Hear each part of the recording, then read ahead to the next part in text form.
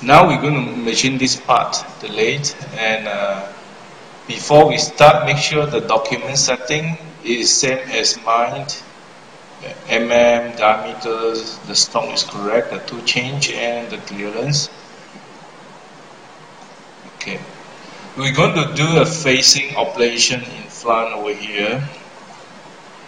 That means we need to first to create a lathe tool.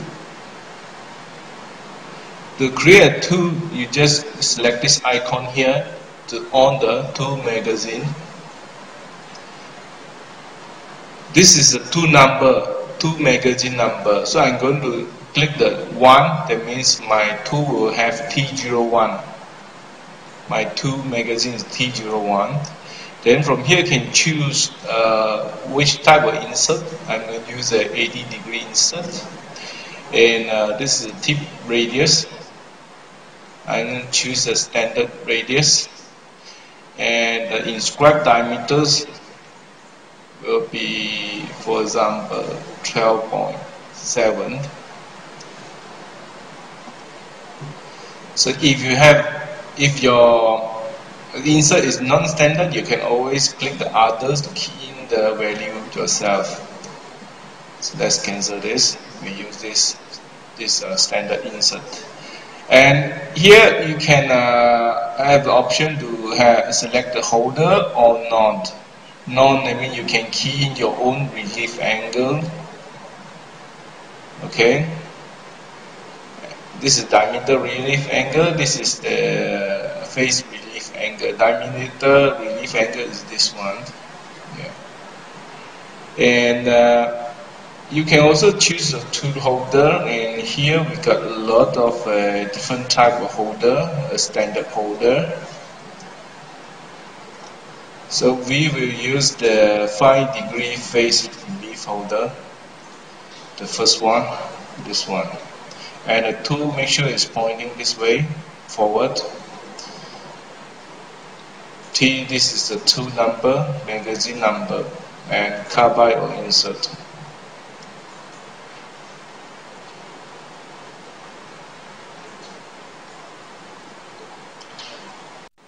Before doing the facing operation, it is good to create a point at the Z0. I'm going to create a point, key Z0, X0, and done. Next, we're going to create a facing process. Select this cam icon here to list out the cam process. This is for the process. And here is the machining functions. So now we're going to select a contour process for the facing. Put here the first process, and then I'm going to choose this tool and put here. And then the cutting parameter will pop up, and make sure it's set according what I'm setting here.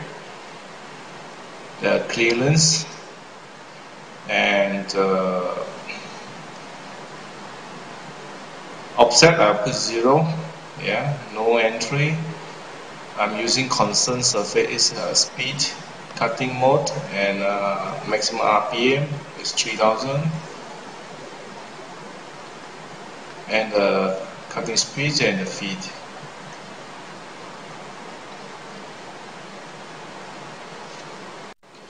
Next, we're going to create the facing operations, closest cutting parameters.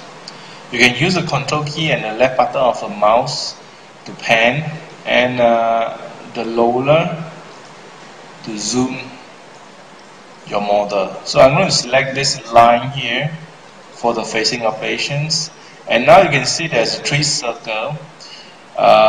Make sure the right circle is selected because my tool radius will be tangent to this line at the right side, yeah, this direction. And I'm going to choose this, change the blue arrow, change to the bottom here. This means I'm cutting from top to bottom. And after that, do no zoom. I'm going to extend the starting point. This point, the white color is the starting point. Just pull and place somewhere out of the stock. And I'm going to place this ending point, the black color point, to this point here. After that, click do it. And here you are. This is the facing operations.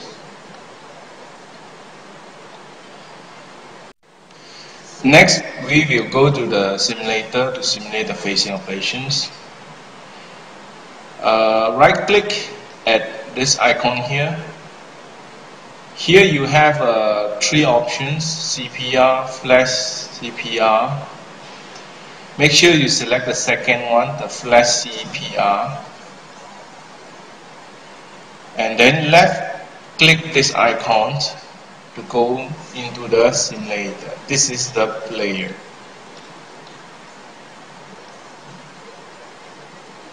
The zoom, you can go to isometric view if you want. You can change the section type, either no sections, 1/4 sections, or half sections. In this case, I will use the half sections. And back to the home view. Then select next features, and next features, next features, and this is how the facing operation will move.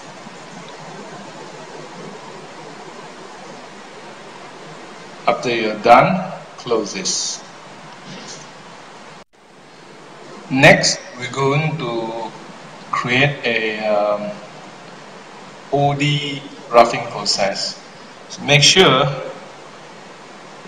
you click on the empty space of the second operations. And I'm going to drag this roughing operations and override the facing operation just now. Just override it. And I'm using the same tool number 1 for the OD roughing operations. Make sure you choose OD, and the clear 130 is okay. This is set previously at the clearance side. And we use forward and cutting depth. I'll put, let's say, diameter 2. And corner break 0. Finish stock, I will put maybe 0.2 for the finishing the stock. The finished stock, if I put here, this is the XY, XZ offset, a constant offset. If you don't like constant offset, you can also key in the X offset and Z offset different value if you want. So now I just use a constant offset of 0.2. I'm using a constant surface speed. The speed RPM, I will use the same as the facing operations. And here, for the roughing style, I'll tell my cutter to cut only the material only the material only. And clearance with a clearance of 3 mm. Please make sure the setting is same as mine. Now I'm going to create the OD roughing process, OD roughing operations. Let's close this. Make sure the empty space here is selected, is in yellow color. If you selected the first process, it will override the facing operations. So don't do that. Make sure you select the second one. Make sure the second empty space is in yellow color. And now, let's move.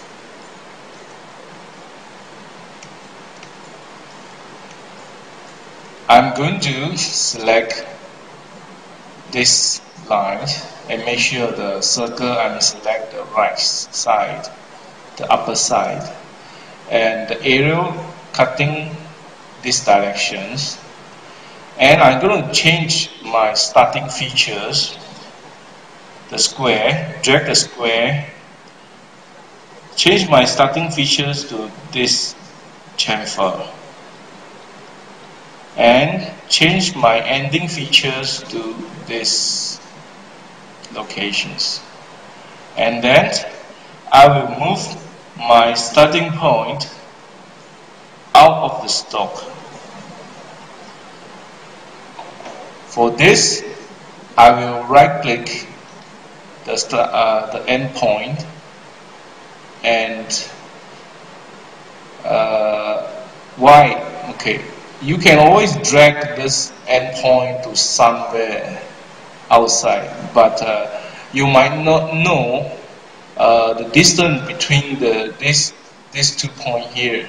If you do that, if you just want to extend this side maybe 3 mm out of the part, you have to right click the end button and select the move start end point, and here you can key the dimensions. I'm keying 3. This means I'm moving out of the part by 3 mm.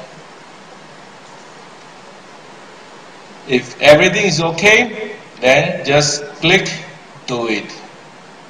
And this is the roughing operations. Next, we're going to simulate the facing and the roughing operations. Click on this icon here.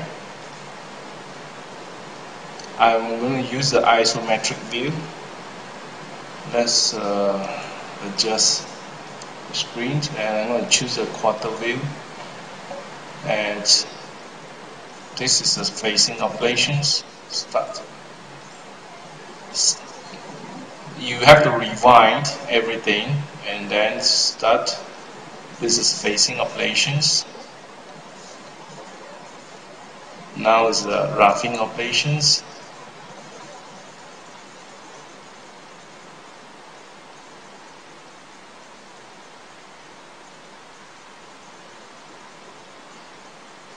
So if you want to the simulator to move automatically, you can do like that. Let's rewind. This scroll bar here is for you to adjust the speed of the simulations. Okay, I can select to a very fast speed and select play, and the cutting is very fast. But this is not the actual machine feed. This is just a simulation feed. Or you want to reduce the feed rate, rewind, and again. Now it comes low. This speed is only the simulation speed, not the actual machine speed.